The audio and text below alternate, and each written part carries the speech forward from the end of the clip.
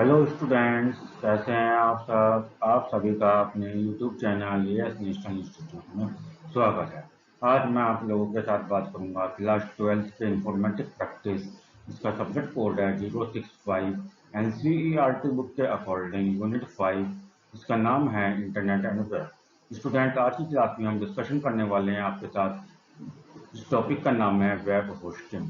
Website को design करने के बाद उसको सर्च इंजन पर, गूगल पर कैसे होस्ट करते हैं, इन सभी चीज़ों के बारे में डिटेल में हम आज अपनी क्लास में डिस्कशन करेंगे। तो चलिए शुरू करते हैं अपनी क्लास। क्लास शुरू करने से पहले आपको कुछ जानकारी देना चाहता हूँ। आप वीडियो के अंत तक बने रहिएगा, तभी आपको समझ में आ पाएगा। और हाँ, यदि आपने अभी तक हमारे YouTube चैनल को सब्सक्राइब नहीं करा है तो प्लीज़ चैनल को सब्सक्राइब करें, लाइक शेयर और बेल आइकन नोटिफिकेशन को जरूर प्रेस करें, जिससे आपको हमारी हर एक वीडियो समय पर मिल सके। तो चलिए आज की क्लास शुरू करते हैं, जिसका टॉपिक है वेब होस्टिंग। ये जो वेब होस्ट करने का ट्रिक मैं आपको बताने जा रहा हूं, इसको आप ध्यान से सुनिए, वीडियो पे बने रहिए। और हाँ, यदि आपने मेरे चैनल को अभी तक सब्सक्राइब नहीं करा है तो प्लीज मेरे चैनल को सबसे पहले सब्सक्राइब करें और नोटिफिकेशन बेल का आइकन जरूर प्रेस करें। तो चलिए, देर किस बात की है, आज ऐसी ट्रिक हम सीखने वाले हैं जो आपको कहीं नहीं मिलेगी। वेब होस्ट करने का एक बहुत सिंपल और आसान ट्रिक। तो hosting a website, how to host a website. किसी भी वेबसाइट को डेवलप करने के बाद, डिजाइन करने के बाद सर्च इंजन पर उसको कैसे होस्ट किया जाए।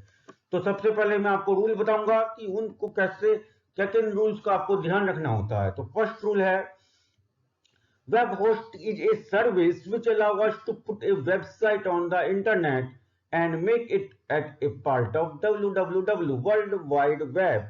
वेब होस्टिंग क्या एक सर्विस है, एक सेवा है जो सभी यूजर्स को या जो वेब डेवलपर्स हैं, जो वेबसाइट डिजाइनर्स हैं, उनको परमिशन देती है अपनी वेबसाइट को इंटरनेट पर अपलोड करने के लिए। Means that the web pages of that website is also a part of world wide web, takes permission to all the web developers or the users और द वेब डिजाइनर। यूजर्स को, web developers को या web designers को अपने web pages को under a single domain name के अंदर में एक लिंक्ड के साथ वर्ल्ड वाइड वेब का हिस्सा बनने के लिए परमिशन प्रोवाइड करती है। उसको हम कहते हैं वेब होस्टिंग।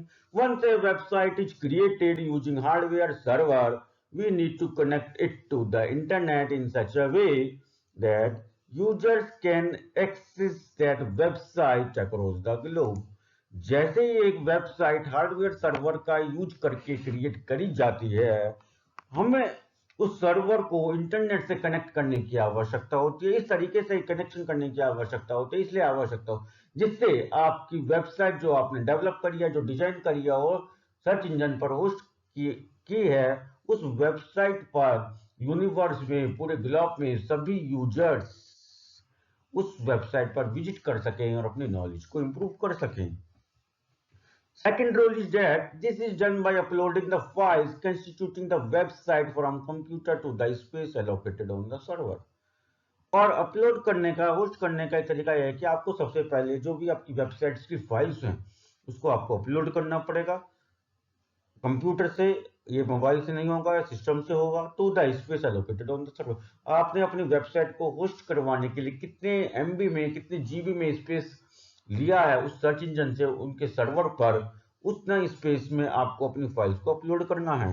जैसे ही आपकी फाइल्स उस पर्टिकुलर सर्च इंजन के सर्वर पर अपलोड होंगी, तो when a web server is connected to the internet, after that you need to connect to the internet on the web server.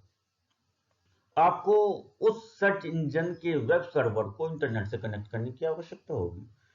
After that when you have the connection of the internet और the web server of that search engine is connected to the internet, जैसे ही आप उस particular search engine के web server को, जिस web server पर आपने अपनी वेबसाइट की फाइल्स को अपलोड किया है, उस पर अगर आप इंटरनेट कनेक्ट कर देते हैं, उसके बाद क्या होगा, it is assigned unique numeric address on the internet, also called as IP address. उसके बाद सर्वर जो है आपकी वेबसाइट को एक unique numeric address provide. Students, आपको यहाँ पे ये ध्यान रखना है कि जो एड्रेस प्रोवाइड करेगा ये यूनिक तो होगा, पर ये न्यूमेरिक एड्रेस होगा। इसमें कोई भी कैरेक्टर्स, कोई भी स्ट्रिंग्स, कोई भी अल्फाबेट्स और कोई भी लेटर्स नहीं होंगे ऑन द इंटरनेट पर। और इस यूनिक एड्रेस को हम आईपी एड्रेस भी बोलते हैं। On the internet also called as IP address, इसको हम आईपी एड्रेस भी बोलते हैं। Which is to be mapped to the textual name called domain name of that website, and this numeric address, इस numeric address को mapping करी जाती है, इसकी मैपिंग करी जाती है टेक्सचुअल नेम के साथ, यानी कि अल्फाबेटिकल और लेटर्स करेक्टर्स नेम के साथ इसकी मैपिंग करी जाती है। और उस करेक्टर्स को, टेक्सचुअल नेम को हम क्या कहते हैं, उस वेबसाइट का डोमेन नेम कहा जाता है। To access a website, the user enter the name of the website with domain name known as URL of the website in the web browser। किसी भी वेबसाइट को एक्सेस करने के लिए, या जो वेबसाइट अभी आपने होस्ट की है, यानी कि जो वेबसाइट अभी आपने अपलोड की है वेब सर्वर पर, एक पर्टिकुलर सर्च इंजन के वेब सर्वर पर, अगर उस वेबसाइट को अगर आप एक्सेस करना चाहते हैं, the user enter the name of the website, आपको एक्सेस करने के लिए अपने वेब ब्राउजर के एड्रेस बार पर वेबसाइट का नेम टाइप करना पड़ेगा, उसके बाद उसका डोमेन नेम टाइप करना पड़ेगा। And the combination of a website with the domain name is known as URL of the website.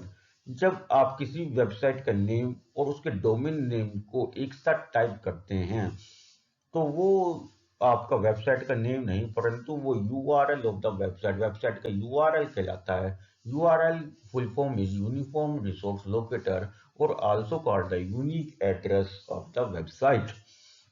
The domain name is to be registered और purchased through the authorised agency.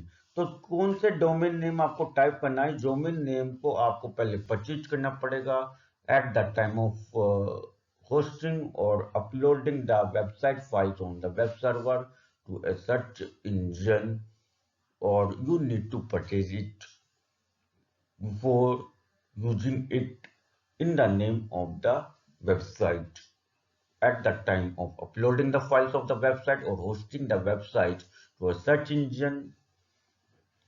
अपनी website की files को किसी भी search engine के web server पर upload करते समय, या अपनी वेबसाइट को किसी भी पर्टिकुलर सर्च इंजन के वेब सर्वर पर होस्ट करवाते समय, किसी भी सर्च इंजन पर होस्ट कराते समय आपको पहले डोमेन नेम रजिस्टर्ड करवाना पड़ेगा, या किसी भी डोमेन नेम को परचेज करना पड़ेगा, एक ऑथराइज्ड डोमेन नेम। आपके यहाँ पे काफी सारे डोमेन नेम्स होते हैं, मैं आपको बता रहा हूँ। .com कमर्शियल वेबसाइट्स के लिए, .edu, .in एजुकेशनल वेबसाइट्स हैं, .gov.in गवर्नमेंट वेबसाइट्स के लिए यूज करते हैं, .in इंडियन वेबसाइट्स हैं, .nic.in नेशनल इंफॉर्मेशन सेंटर के लिए जो वेबसाइट है, जैसे सीबीएसई का हो गया, एनसीईआरटी का हो गया। These are the website which give the information on the national level for all the users, जो नेशनल लेवल पर किसी भी प्रकार की इंफॉर्मेशन को प्रोवाइड करते हैं। उनके वेबसाइट्स के डोमेन नेम में .nic.in होता है, .org किसी भी पर्टिकुलर ऑर्गेनाइजेशन के लिए। ठीक है, इस टाइप से आपके काफी सारे डोमेन नेम्स होते हैं। आपको डोमेन नेम्स के बारे में जानकारी होनी चाहिए, कुछ डोमेन नेम्स आपको पता भी होने चाहिए।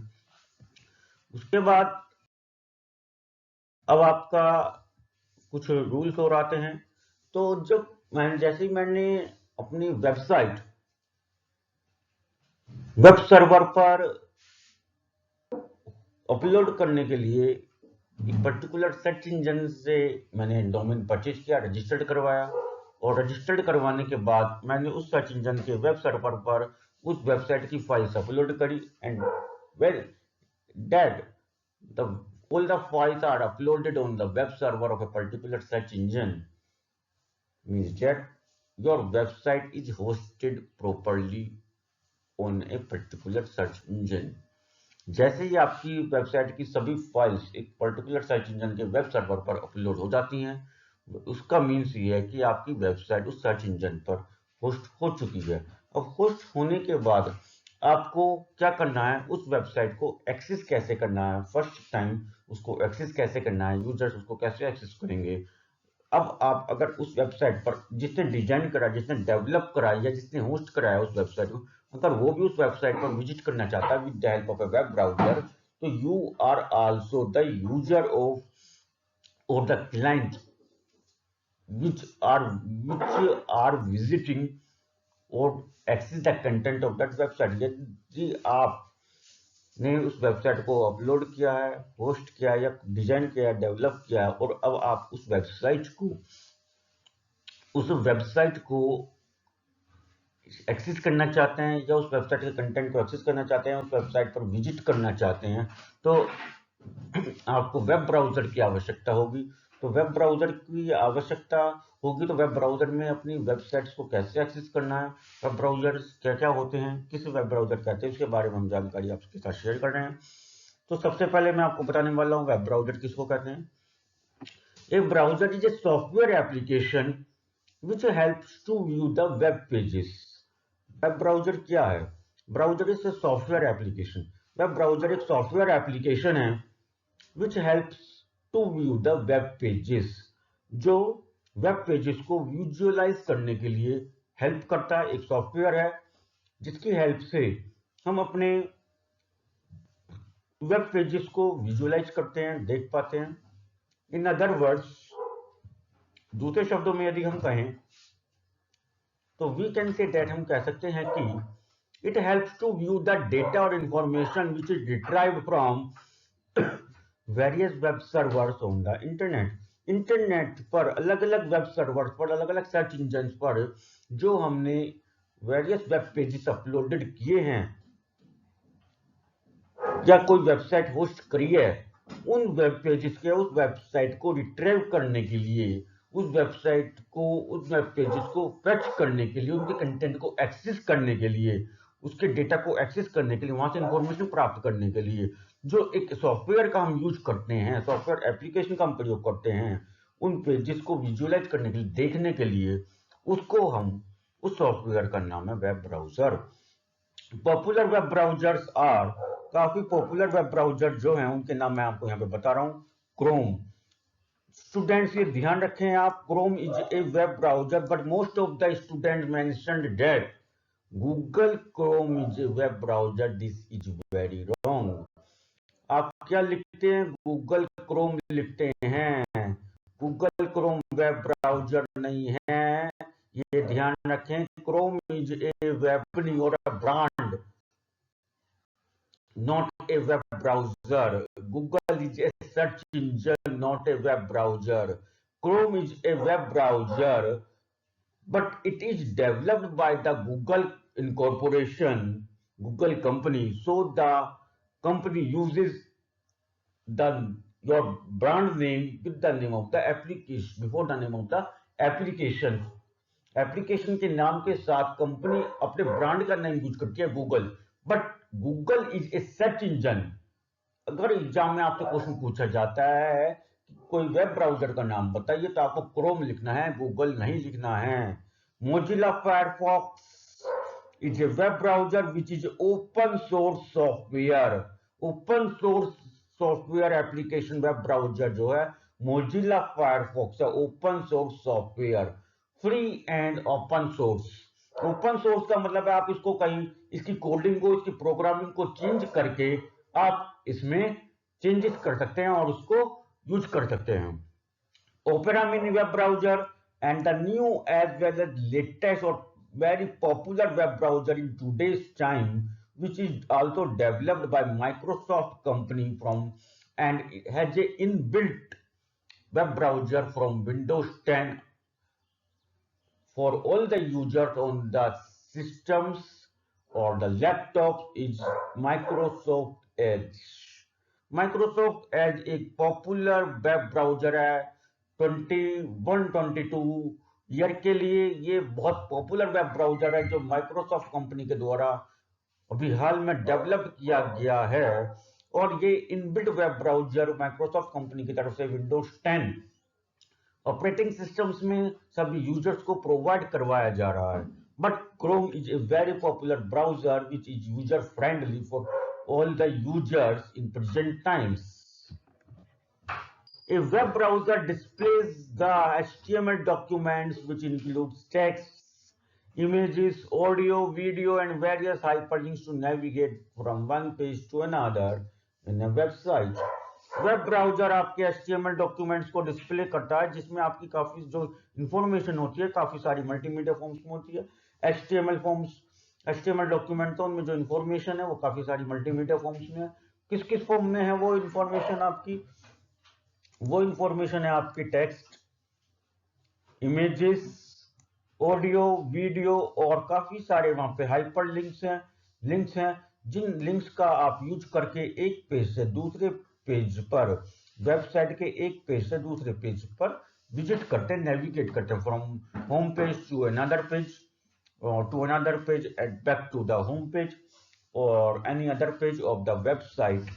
So these are the hyperlinks, and the information displayed on a web page can be of various forms like text, images, audio, video and so on. अब यहाँ पे मैं आपको बताएंगे कि वेब ब्राउजर सबसे पहले कौन सा डेवलप किया गया। Mosaic was the first web browser developed by National Center for Supercomputing Application, NCSA. National Center for Supercomputing Application, NCSA के द्वारा सबसे पहला जो वेब ब्राउजर डेवलप किया गया था उसका नाम था Mosaic, MOSAIC. Mosaic was the first web browser. It is used to support HTML documents such as static web page technology. जैसा कि मैंने आपको लास्ट क्लास में वेब पेजेस के बारे में टॉपिक डिस्कशन किया था, तो इसी के अनुसार यहाँ पे आपको बताया गया है कि जो मोसेक वेब ब्राउजर डेवलप किया गया था ये केवल और केवल HTML डॉक्यूमेंट्स की फाइल्स को आपको सपोर्ट करता था, विजुअलाइज करता था as the form of web pages such as static web page technology. और ये केवल और केवल स्टैटिक वेब पेजेस को ही विजुअलाइज करता था, यानी कि उस टाइम में केवल और केवल स्टैटिक वेब पेजेस की टेक्नोलॉजी थी, डायनामिक वेब पेज का डेवलपमेंट स्टार्ट नहीं हुआ था। तो स्टूडेंट ये क्वेश्चन आपसे एग्जाम में पूछा जा सकता है कि फर्स्ट वेब ब्राउजर आपका कौन सा था जो डेवलप किया गया था, या स्टैटिक वेब पेज टेक्नोलॉजी को यूज करने वाला वेब ब्राउजर कौन सा था? वो था मोसेक वेब ब्राउजर। किसके द्वारा डेवलप किया गया था? National centre for super computing application. And the last point of the web browser is that modern web browser used today develop using dynamic web page technology with advance features of encryption and security of data. तो students आपको यहाँ पे इस चीज का भी ध्यान रखना है कि जितने भी वेब ब्राउजर पहले डेवलप किए गए थे, all the old web browsers as well as ancient web browsers do not have that security features or as well as encryption technology to secure the data. आपके डेटा को secure करने के लिए security features नहीं थे, encryption technology आप नहीं थी उसमें उनके पास। आज के समय में जितने भी वेब ब्राउजर डेवलप किए जा रहे हैं like Chrome, Edge and various other web browsers you are used in various smart devices. काफी सारे स्मार्ट डिवाइसेस पर हम आज के समय में वेब ब्राउजर्स को एक्सेस कर रहे हैं, जिसमें क्रोम और एज, माइक्रोसॉफ्ट एज काफी पॉपुलर हैं, because Edge is a inbuilt web browser in Windows 10। तो modern web browser use today क्या यूज करें? आज के समय में जितने भी वेब ब्राउजर्स हैं वो केवल और केवल डायनामिक वेब पेज टेक्नोलॉजीज का यूज करके ही डेवलप किए जा रहे हैं, और डायनामिक वेब पेजेस को विजुअलाइज करने में वो बहुत ज्यादा इंपॉर्टेंट रोल प्ले कर रहे हैं, और तो साथ ही साथ वो इंक्रिप्शन फीचर्स भी रखते हैं। Encryption is a technique which is used to secure the data in the form of a program with the help of a programming language और in the form of a programming language. Programming languages की help से आपके data को secure कर दिया जाता है। Encryption is a technique which is used to secure the data with the help of programming language. In that programming language, your data is changed into another language which cannot be understood by any type of hacker or any unauthorized user to understand the meaning of that data. कि उस data के meaning को समझने के लिए hacker से या किसी भी अनऑथराइज्ड यूजर से उसको बचाने के लिए प्रोग्रामिंग लैंग्वेज का यूज करके उसे दूसरी लैंग्वेज में कन्वर्ट कर दिया जाता है। इस अपने डेटा की सिक्योरिटी करने के लिए हम इस टेक्नोलॉजी का आज के समय यूज करने लगे हैं। This is also the part of the security of cyber crime. Cyber crime की सिक्योरिटी के अंडर में इस टेक्नोलॉजी को स्टूडेंट पढ़ा जाता है। आपको केवल अभी यही पढ़ना है कि इंक्रिप्शन टेक्निक क्या होती है। तो चलिए, जैसा भी हमने आपके साथ वेब ब्राउजर की कुछ टाइम्स और ट्रिक्स डिस्कशन की, तो अभी आगे चलते हैं।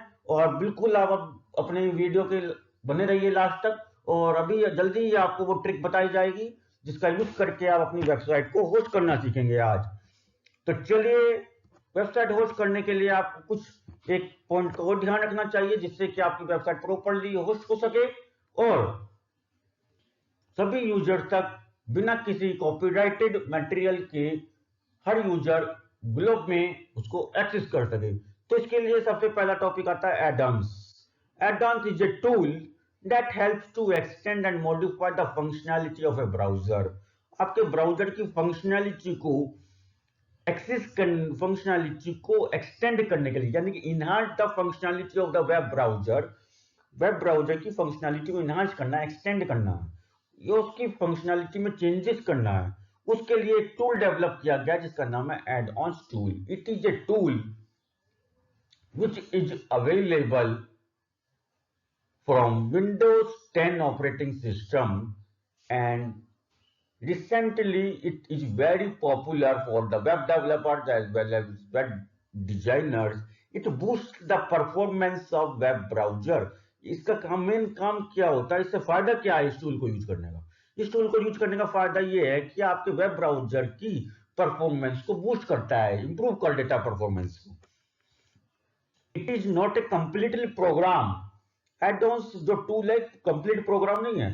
आप इस चीज के कंफ्यूजन में नहीं रहे कि एक प्रोग्राम है, कि प्रोग्रामिंग लैंग्वेज का यूज करके इसको डेवलप किया गया है। This is not a complete program, this is only a tool and it is use to add only particular functionality of a web browser. यदि आप अपने वेब ब्राउजर में कोई पर्टिकुलर फंक्शनैलिटी को इंक्लूड करना चाहते हैं कि आपके वेब ब्राउजर में ये आपका वेब ब्राउजर इस टाइप से भी वर्क करे, ये वर्क भी करे, ये वाला वर्क भी करे, अकॉर्डिंग टू योर चॉइसेस और योर रिक्वायरमेंट्स, अपनी रिक्वायरमेंट्स और अपनी चॉइस के अनुसार अगर आप चाहते हैं कि आपके वेब ब्राउजर में इस टाइप की फंक्शनैलिटीज भी होनी चाहिए, तो then you can add this type of functionality by using the tool named as add-on tool. It is also referred as an extension in the some browser. कुछ web browser में इसको extension के रूप में भी इसको रेफर किया गया जाता है। To add the functionality of sound and graphics card is an example of add-ons. आपके अपने वेब ब्राउजर में ग्राफिक्स कार्ड को और साउंड्स को की फंक्शनैलिटी को इंक्लूड करने का एक सबसे बेस्ट एग्जांपल है। आपको ये इनबिल्ट फंक्शनैलिटी नहीं दी जाती है किसी वेब ब्राउजर के द्वारा। अगर आपको अपने वेब ब्राउजर में इसको इंक्लूड करना है तो आपको क्या करना होगा, आपको केवल और केवल साउंड और ग्राफिक्स कार्ड को अपने वेब ब्राउजर में इंक्लूड करने के लिए एड ऑन टूल्स का यूज करना होगा। तो एड ऑन टूल्स को यूज करने के लिए मैंने आपको यहाँ पे एक इमेज शेयर किया जिसमें आप यहाँ पे देख सकते हैं। यहाँ पे आप जाएंगे एड-ऑन्स नेविगेटर पर, तो मैनेजर पर, तो आपको यहाँ पे सारे जो मैंने बताए हैं फैसिलिटीज और फीचर्स आपको यहाँ पे मिल जाएंगे।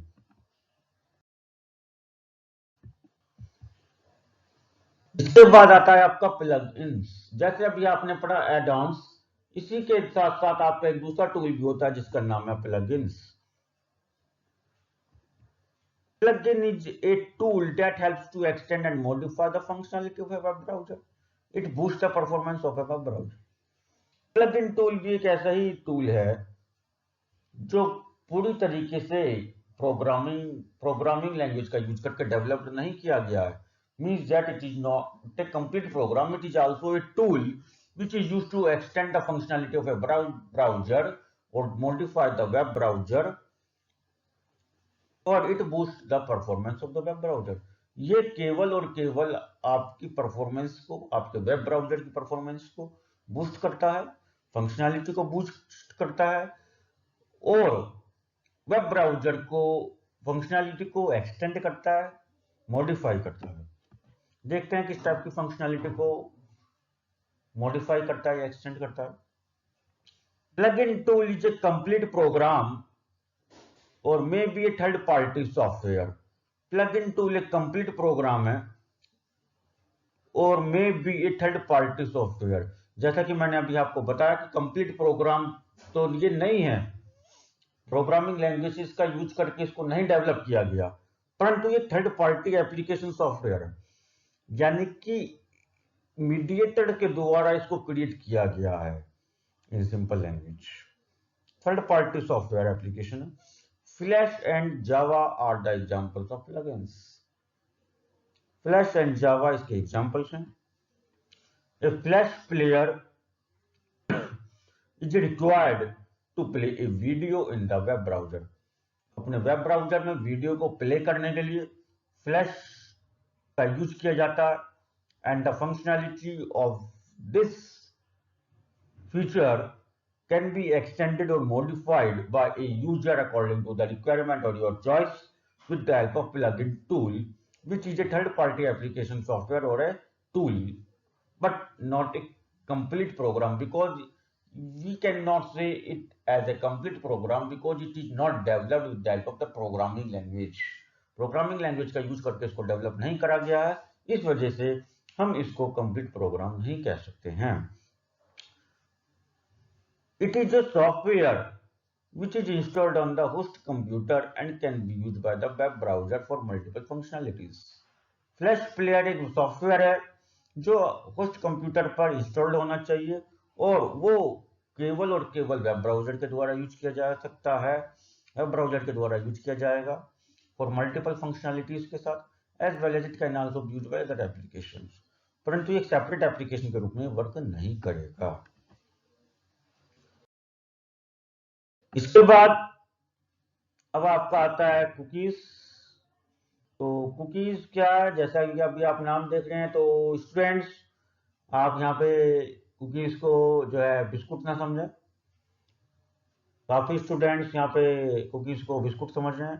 तो एग्जाम में क्वेश्चन आता है कुकीज, तो आपको ये नहीं लिखना है कि कुकीज एक बिस्कुट है, ब्रेकफास्ट में लेते हैं, हेल्थ के लिए अच्छा होता है, ठीक है ना, ऐसे नहीं लिखना है। तो देखते हैं कुकीज क्या है यहाँ पे। Cookie is a text file, contains a string of information which is transferred by the website to the browser when we browse it. Cookie एक text file है जिस उस text file में आपकी कुछ information होती है strings की form में. It contains the information in the form of strings. The information in the form of string. एक text file है जिसमें स्ट्रिंग्स की फॉर्म में कुछ इंफॉर्मेशन अवेलेबल होती है। स्ट्रिंग्स का मतलब आप जानते हैं, आप प्रोग्रामिंग लैंग्वेजेस में पढ़ चुके हैं। It is the combination of characters, letters और alphabets including white spaces is known as strings which is transferred by the website to the browser when we browse it. जब किसी भी पर्टिकुलर वेब ब्राउजर के द्वारा हम किसी particular website को access करते हैं, ब्राउज करते हैं, तो वेबसाइट के द्वारा terms and policies under category में आज के समय में हमें ऑप्शन मिलता है। You want to accept the terms and policies of the cookies to access this website, declined और नॉट, डिक्लाइंड और नो, एक्सेप्ट और डिक्लाइन। आज के समय में जब हम किसी वेबसाइट को एक्सेस करते हैं तो हमारे पास ऑप्शन आता है, नीचे बॉटम से पॉपअप ऑप्शन आता है कि आप इस वेबसाइट को एक्सेस करने के लिए हमारी जो कुकीज की जो टर्म्स एंड पॉलिसीज हैं, टर्म्स कंडीशंस नहीं आता, टर्म्स एंड पॉलिसीज आता है, इसको ध्यान रखना है आपको। तो उनको आप एक्सेप्ट करते हैं, डिक्लाइन करते हैं, ओके और नो का कैंसिल का ऑप्शन आता है। अगर आपने ऑब्जर्व कराया है तो अच्छी बात है, अगर ऑब्जर्व नहीं करा है तो आज से जो भी आप वेबसाइट, जब भी आप इंटरनेट एक्सेस करें, कोई भी वेबसाइट एक्सेस करें, तो आप इस चीज को ऑब्जर्व करिए। This string of information gets stored in the form of text file in web browser. अगर आप इसको एक्सेप्ट करते हैं तो क्या करता है, ये जो टेक्स्ट फाइल है इसमें स्ट्रिंग की फॉर्म में आपकी इंफॉर्मेशन है, वो आपके वेब ब्राउजर में टेक्स्ट फाइल की फॉर्म में स्टोर हो जाती है। और फिर ये करती क्या है, it help in customising the information that will be display. जो भी इंफॉर्मेशन आप सर्च कर रहे हैं, जो भी इंफॉर्मेशन आप एक्सेस कर रहे हैं, आपके वेब ब्राउजर में जो भी आपकी पर्सनल डिटेल्स कंटेंट हैं उनको अपने अंदर कॉपी कर लेती है। It copies all the information from the web browser and misuse of that information on the public place। उस इंफॉर्मेशन का पब्लिक प्लेस पर मिसयूज करती है। Cookies are usually harmless. Exam में क्वेश्चन स्टूडेंट से भी पूछा जा सकता है कि कुकीज आर हार्मलेस और हेल्पफुल।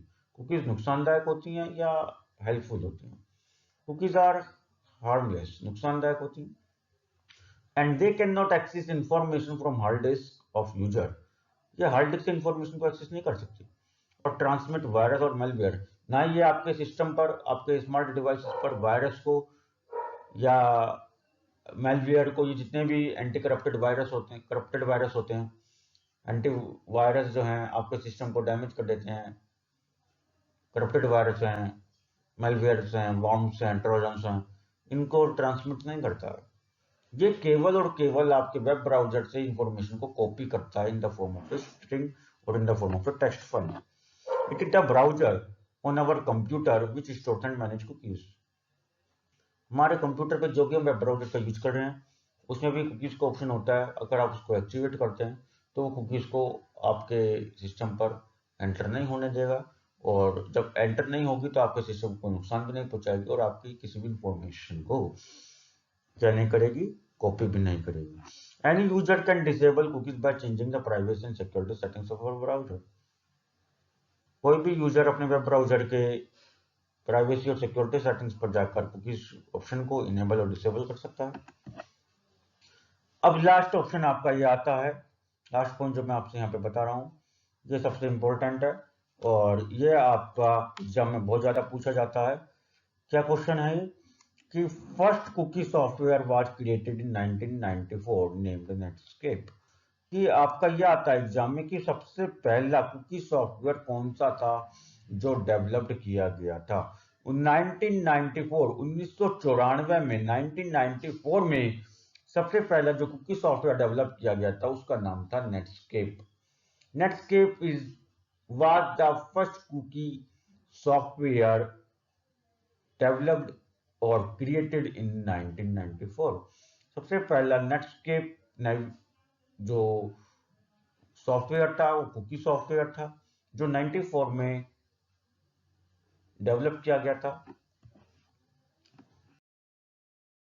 तो स्टूडेंट्स, आपको जो मैंने अभी वेबसाइट को होस्ट करने के लिए जो कुछ रूल्स यहाँ पे आपके साथ डिस्कशन किए, आपको वो कैसे लगे? प्लीज वीडियो के कमेंट बॉक्स में जाकर कमेंट करके जरूर बताएं। और हाँ, यदि आप मेरे चैनल पर नए हैं तो प्लीज मेरे चैनल को लाइक करें, शेयर करें और सब्सक्राइब करें। Thank you, have a nice.